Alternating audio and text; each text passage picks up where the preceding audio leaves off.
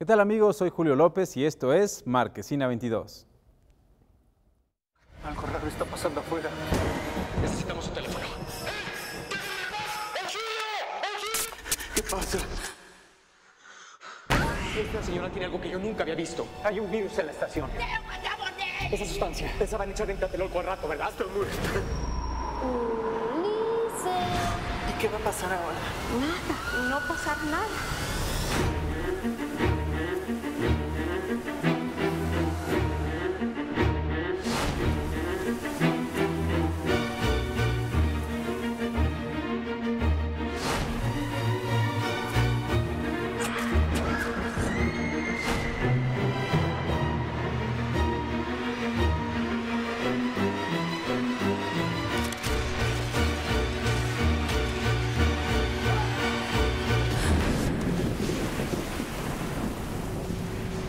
Pues así es, vamos a hablar de Los Parecidos de Isaac Svan, su segundo largometraje, y para eso me acompaña mi querido amigo Jesús Chavarría. ¿Cómo estás? Muy bien y contento de hablar de esta película. Yo creo que es de lo mejor que se ha estrenado en cuanto a cine mexicano en lo que va del año. La verdad es que por muchas razones creo que es una película que hay que ver este fin de semana. Sí, recién desempacado del Festival Feratum, donde fue jurado de la sección de cortometraje de ficción, donde vimos muchos trabajos similares o parecidos o del género de lo que esta película se refiere, que es Los Parecidos. ¿Cómo estás, Gerardo? Encantado, como cada semana, de estar aquí en Marquesina 22. Así es, un agradecimiento, por supuesto, a los organizadores del festival.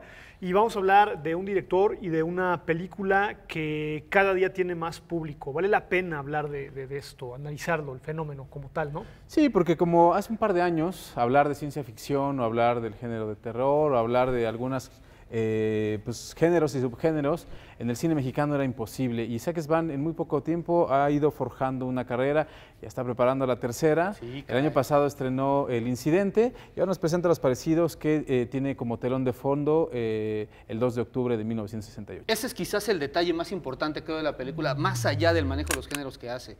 Y es que la película hace referencia mucho a lo que fueron estas películas realizadas durante los 60s, los 70s, este horror lleno de la paranoia norteamericana, heredada de la Guerra Fría, y que tiene que ver también con la paranoia hacia los extraterrestres, etcétera. Creo que él la contextualiza muy bien en nuestro país, precisamente acercándose a un momento histórico importante que fue previo al 68. Yo creo que ahí es uno de los principales aciertos de esta película, de Isaac Svan, que además, digo, ya había probado este género, esta mezcla de géneros que hace en El Incidente, pero creo que no le había funcionado del todo. Aquí la película me parece que es redonda y que además, a diferencia de aquella, en esta parece que es una broma de la que te invita a ser parte. Es una película que juega con el suspenso, que se convierte en un absurdo y del que en realidad todo el tiempo te tiene interesado, pero realmente te estás riendo de muchas de las situaciones, ¿no? Sí, es una película del estilo de Dimensión Desconocida. ¿Y de qué se trata? Es un grupo de personas que están atrapadas en una central de autobuses y de pronto, por alguna extraña razón, a todos les empieza a salir el mismo rostro, ¿no? Exacto, Todos sí. empiezan a tener la misma cara, Gerardo. Sí, yo creo que hay varias cosas que retomaría un poco de lo que tú comentas y lo que comenta Jesús. Primero es la mirada generacional, es decir, estamos hablando de un director joven que tiene ideas propias en torno a sus influencias. Y esto incide completamente en lo que su generación piensa del 2 de octubre y también lo que se piensa del cine genérico, cuáles son las influencias de estos cineastas que actualmente están filmando. Por otro lado, y entendiendo, aclarando que son fenómenos de narrativa diferentes, sí me parece que Isaac Svan tiene el enorme mérito de retomar un género que en el cine mexicano no se ha dado continuidad, o si se le ha dado, no ha sido con la seriedad que se requiere. No estoy diciendo que sea el heredero, por ejemplo, de Carlos Enrique Taboada, pero sí de un público que está necesitado y que quiere ver este tipo de cine. Me parece que este es, sin una película a nivel generacional parteaguas, porque bueno, tampoco es que lo sea, sí está retomando como esa parte, ¿no?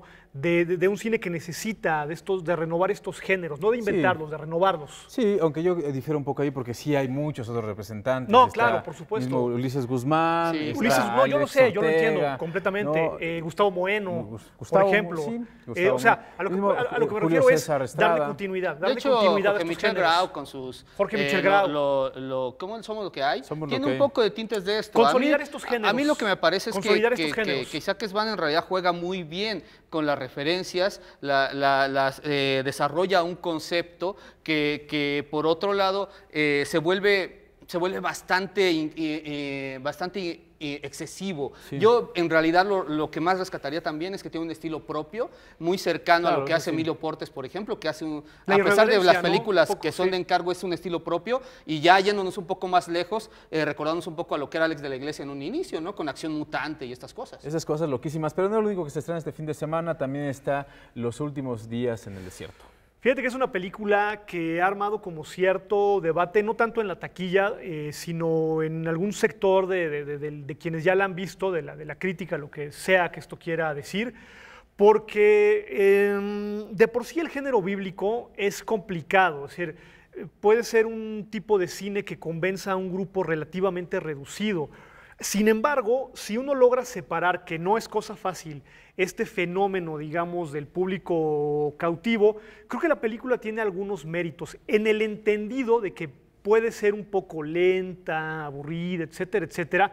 A mí me parece que a nivel cinematográfico, sobre todo a nivel visual, con una fotografía de Manuel Lubezki, la película se lleva muchísimos méritos. La dirige Rodrigo García y a grandes rasgos nos está contando qué hizo Jesucristo en el desierto antes de enfrentar pues, el destino pues, que dice la Biblia que enfrentó. Sí. Con base en eso crean una ficción. Él se encuentra con una familia que le da algunas lecciones y enseñanzas, y creo que el argumento tiene algunos aciertos, ¿sabes? Y a nivel visual, a nivel narrativo, a nivel del lenguaje de la cámara, es donde uno le puede encontrar la gran mayoría de los méritos.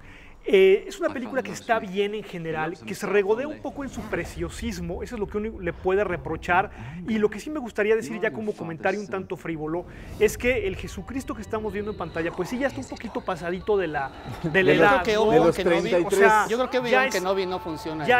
Sí, o sea, ya tiene como bastantes más años, o sea, no quiero ser irreverente ni faltar al respeto, pero sí es un Jesucristo como ya cacharpeador. Digo, estás hablando de Ewan McGregor, la verdad. No, es que... o sea, ya es un actor que sí no le cabe tanto la edad. Que hemos visto películas de otro estilo de Rodrigo García, como Nueve Vidas, por ejemplo. De hecho, esta me parece una de las menores. Una curiosidad del año pasado la vimos en el Festival Internacional de Cine de Morelia, también estuvo en Morelia, ¿no? Pero también hay otra película, hay una propuesta mexicana, es un documental que se llama Las Patronas. Sí, fíjate que esta a mí me parece de mucho mayor mérito que esta de los 40 días, de los últimos días en el desierto, que me parece un regodeo total. En esta no hay precisamente muchos aciertos cinematográficos, por el contrario, mientras en la otra se habla de la fotografía que está al servicio, me parece prácticamente nada. Aquí no hay muchos aciertos cinematográficos, pero hay mucho valor como testimonio. Ellos lo que quieren es contar la historia de estas mujeres que, bueno, ante el paso de del famoso tren conocido, célebre, tristemente célebre como La Bestia, se dedican a preparar comida y dársela a las personas, a los inmigrantes que van sobre el tren, ¿no? Según entiendo, la película fue realizada a través de Fondeadora. En realidad de lo que se trata es más bien de compartir a la gente la historia, que la mayor cantidad de gente la vea, más allá de ganar premios o encontrar festivales, etcétera. Es evidente que la pobreza cinematográfica es el principal, lo que más se ve. No hay demasiada propuesta en ese sentido, pero sí tiene mucho valor como testimonio. La historia sobrepasa la misma filmación y me parece que por lo mismo vale la pena darle un vistazo por el valor que tiene como testimonio. Sí, es una película que tiene sus claroscuros. De pronto es muy esperanzadora, pero por otro lado también vemos historias terribles, ¿no? Sí. Y como bien lo decías, con La Bestia como telón de fondo, el cine de inmigrante lo hemos visto mucho, pero bueno, también se habla poco como este personaje que siempre está ahí presente, ¿no? Lo hemos visto en películas como Sin Nombre, también lo hemos visto en La Jaula de Oro, sí, por ejemplo, retratado de una manera hay un propio documental que se llama La Bestia. Hay un propio, sí, de Ultreras, no me recuerdo, sí, de Pedro Ultreras, es el director de esta película, pero también hay otros encuentros cinematográficos, otras películas. Este estuvo dentro del Tour de Cine francés, se llama Un hombre de altura, le fue también en la cartelera comercial dentro de este ciclo, que ahora decidieron meterla pues digamos a una corrida comercial, ¿no? Esta película no se trata de otra cosa más que de un hombre, que es una especie como de baja estatura. Sí, de baja estatura. Es un liliputiense, básicamente, ¿no?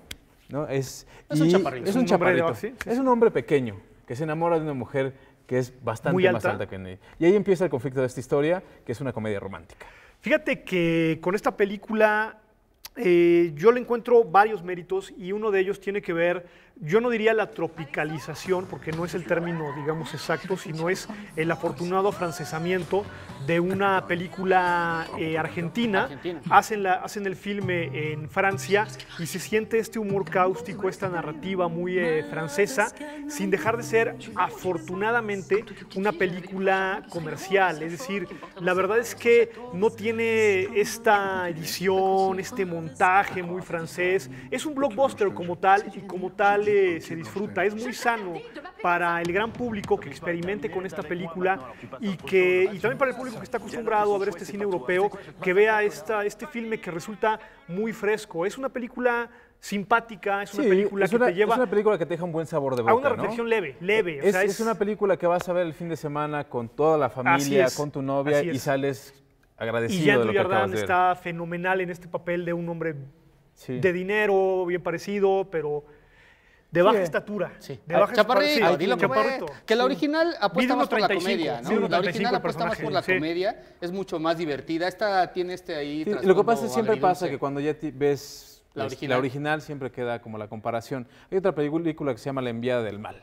¡Ay, La enviada del mal! Que es de estas películas de menores de terror. ¿No? Que sobre todo a mí me parece destaca porque tiene una manufactura muy artesanal, no tiene prácticamente efectos especiales en CGI y todo este rollo. Me gusta mucho la narrativa. ¿No? Que yo creo que eso es de los principales aciertos, ¿no? Aunque por otro lado me parece que le falta cierta consistencia al conflicto que hay entre los personajes, ¿no? Sí, de pronto me parece que tarda mucho en arrancar la película. Esta es la historia de una chica que está en un internado, ¿no? Llegan las vacaciones, se tiene que ir a su casa, pero pues no tiene a dónde llegar, ¿no?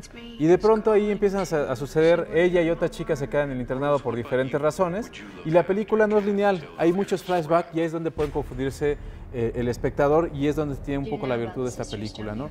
De pronto empiezan a suceder cosas un poco paranormales, pero para que empiece a suceder eso ya pasaron la mitad de la película. Sí, se tarda demasiado en acomodar las piezas y en plantear el conflicto, creo yo, ¿no? Entonces por eso pierde fuerza cuando lo encuentra y nunca alcanza este nivel que necesitaría para realmente responder a las expectativas de una película de este género. Sí, ahora me gustan muchas cosas. Por ejemplo, me gusta que los sustos no vengan a partir de estruendosos sonidos, ¿no? O agudos sonidos. Sí, que no es efectista. Hay muchas cosas que yo le concedo a esta película que... ¿Pero sí dame yo?